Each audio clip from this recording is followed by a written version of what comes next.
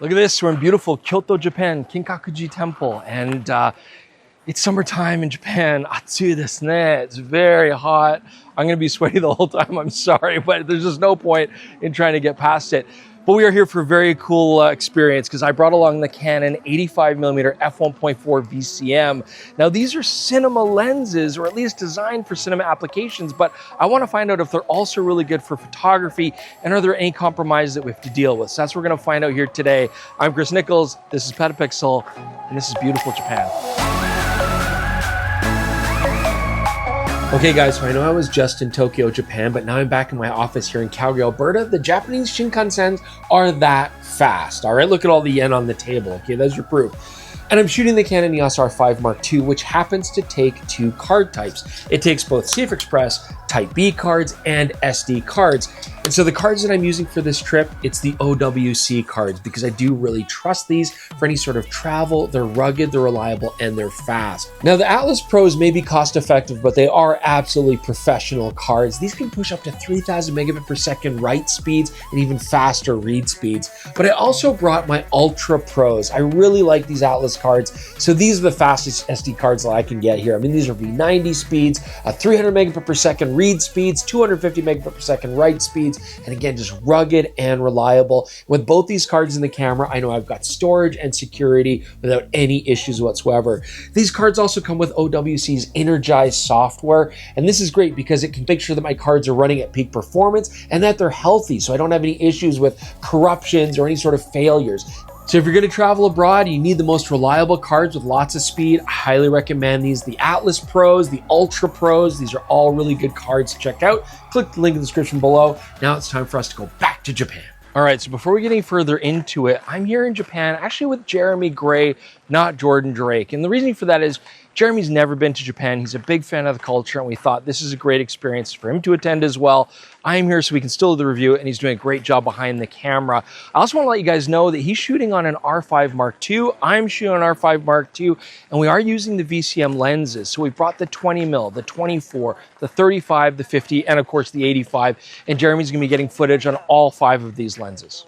Okay, so why are we here in Japan? Well, just to give you full disclosure, guys, Canon has flown us out here not to review this lens, but actually to see the Utsunomiya lens factory as well as Canon headquarters. And I just want to touch on that first. Like, it's a really cool experience to come and be able to see behind the scenes, so to speak, not just to see how they build these products, but also the people that are behind it. I mean, we're meeting master craftspeople who have been there for many decades, hand polishing glass. I mean, really cool stuff, as well as just to see the technology, the automated features, and all the people behind what makes Canon Canon. But we do want to play with the lens here. You know, I love the 85mm focal length, and the 85mm VCM is the most recent of the VCM lens set, so that's why I'm choosing to play with it here in Japan. So let's get to handling.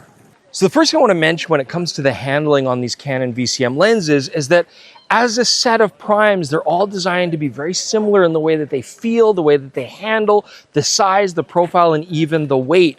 The idea being that as you swap these primes through, it'll be the exact same kind of experience and feel. And if you're swapping lenses on a gimbal, they're going to balance roughly the same as well. So this 85mm VCM, this is about 640 grams, around that range. All of the lenses use a 67mm filter diameter, and they have this really nice knurled ring with click stops for your front control ring. You can customize how that works. A nice manual focus ring here as well. You do have a selector switch there. And of course, you also have full aperture control using the aperture ring here on the lens. Now, there is a little iris switch here. It's not controlling the actual aperture click stops because the fact of the matter is there aren't any. And that is one of my issues here. From a photographic standpoint, I like when I can select between clickable or non-clicked stops.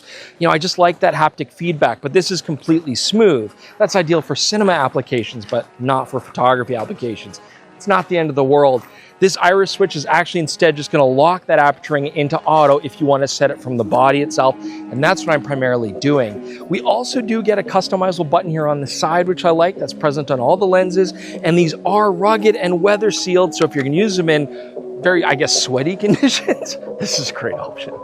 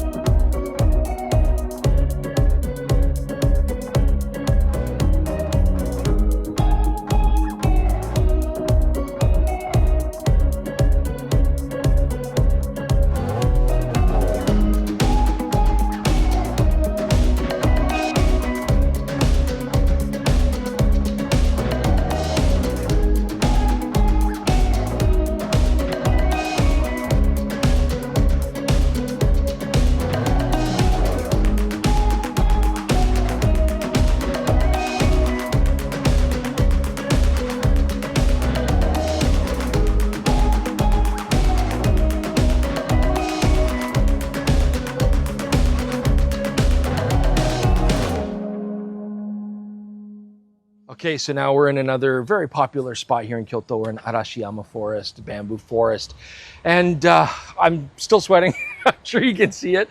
Calgary winters have actually never sounded so good before, but anyways, we're gonna persevere.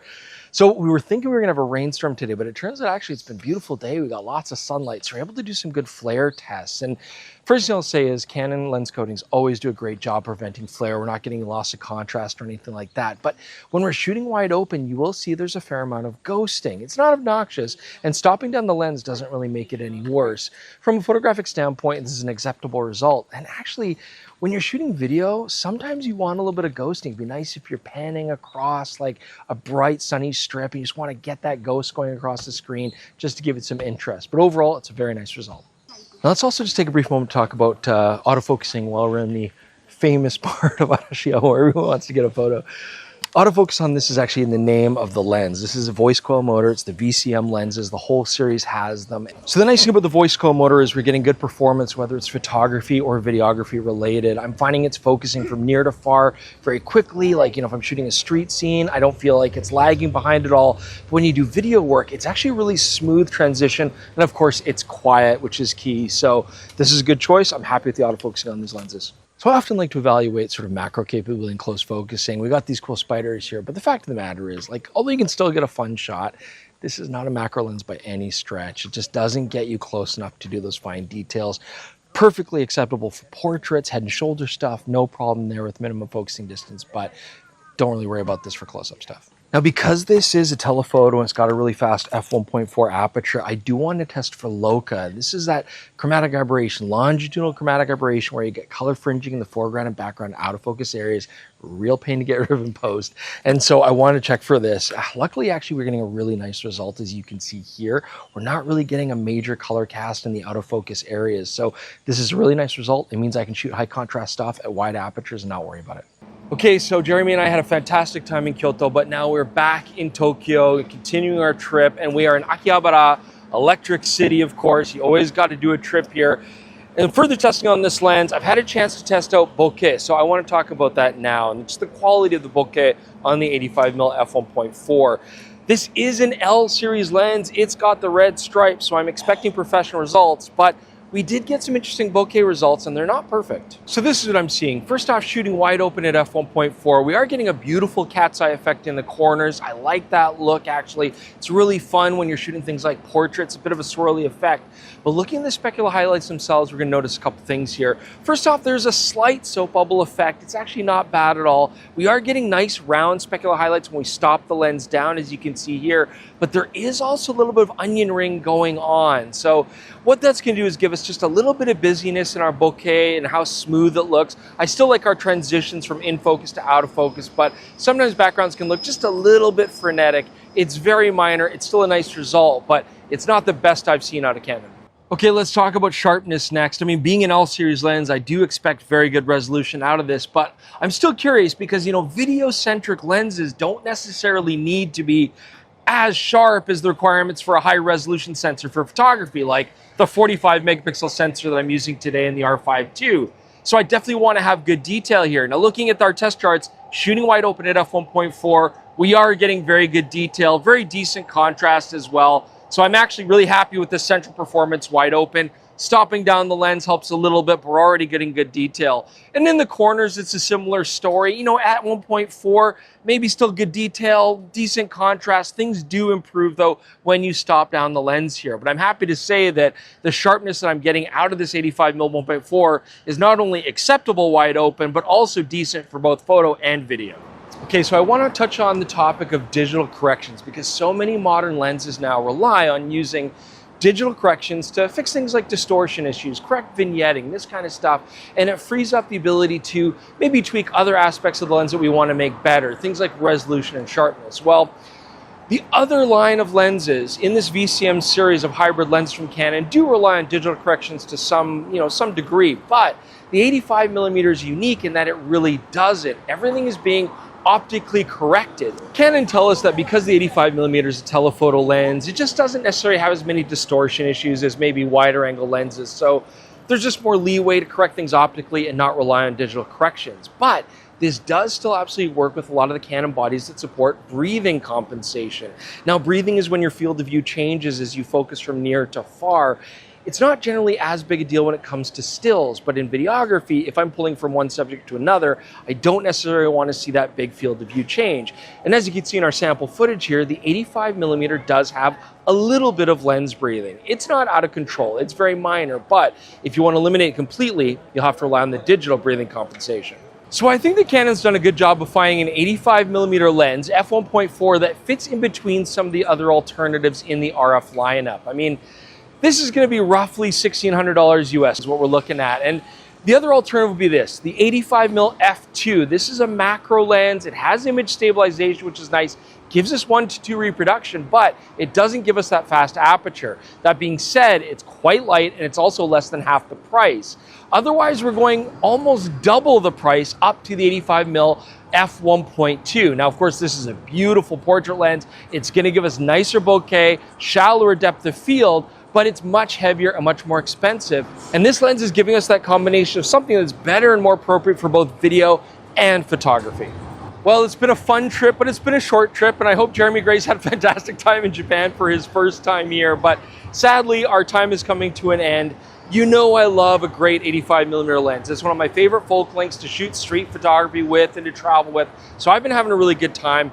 I appreciate a lot about this lens. I appreciate how compact it is, and even though I'm not really using it for videography purposes that much, I still do really like it for photography. And the only weaknesses I could really say are gonna come down to, well, the bokeh is not quite the most refined that I've seen out of it, and we're not getting any sort of close focusing capability to speak of, but otherwise, for portrait work, I'm happy. The VCM motor, if there's any concerns about it not focusing quick enough, those concerns are gone. It's been doing a great job, even with street scenes and lots of people coming into and out of the frame. So this is a pretty cool little lens to have. Oh, and hey, remember, we shot the entire episode here on Canon VCM prime lenses. So hopefully you guys have enjoyed seeing footage from the 20mm lens, the 24mm lens, the 35mm, the 50mm, and of course, the 85mm as well. I also got to give a big thanks again to Canon for bringing us out here. And again, full disclosure, they took really good care of us, but it was just to see the lens factory in Utsunomiya, to meet with the executives and really see the people behind the products that we love. And they just gave us great access. They were really kind to us, really appreciate that, but it had nothing to do with any reviews. We just thought any free time we had, we would take a look at this lens and get you that information. So again, leave your comments below. Let us know if you have any thoughts, what you think. We always appreciate the feedback. Do check out the PetaPixel podcast. You can listen to it on all your favorite apps, or right here on this exact same channel, you can watch us on camera. And do also consider PetaPixel.com membership. It makes a lot of projects possible so that we can go and travel and get some interesting stories done for you. $3 a month, $30 a year. You get huge discounts at the Moment store, on Cage.com, and on our own PetaPixel.com merch store. You also get to see the JPEG and the RAW files that we get, so you can see sample images and judge for yourself. Thanks so much for joining us, guys. This is Chris from PetaPixel. See you again soon.